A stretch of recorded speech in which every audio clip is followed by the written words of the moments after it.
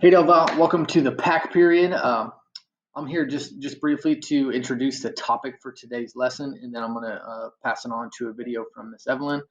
But today's topic is a tough one to talk about, but it's super important for everybody and for how we go about life.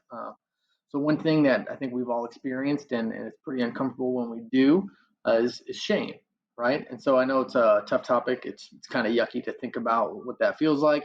But there's some important things that we should know to be able to address it, to be able to kind of grow in the right direction and become better people. So, without further ado, I'm going to get rid of myself and put Miss Evelyn in here to talk a little bit about today's lesson. Hi, I'm Miss Evelyn, the school psychologist intern. Some of you might remember me from last year's PAC videos or see me walking around school on Mondays.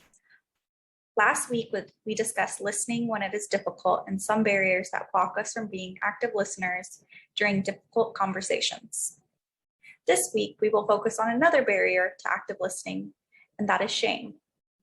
One of the ways that shame can cause us to not listen well is due to the fact that when we feel shame, our focus is on viewing ourselves in a negative light. Sometimes we feel shame as a result of choices we have made or choices others made that have affected us. But it's important to note that guilt is not shame. We let guilt define our actions while we let shame define who we are. Guilt is saying, I did something bad. Shame is saying, I am bad. Guilt says, I lied. Shame says, I am a liar. Shame blocks vulnerability, and identifying and naming shame is essential so that we do not get stuck in thinking about ourselves negatively.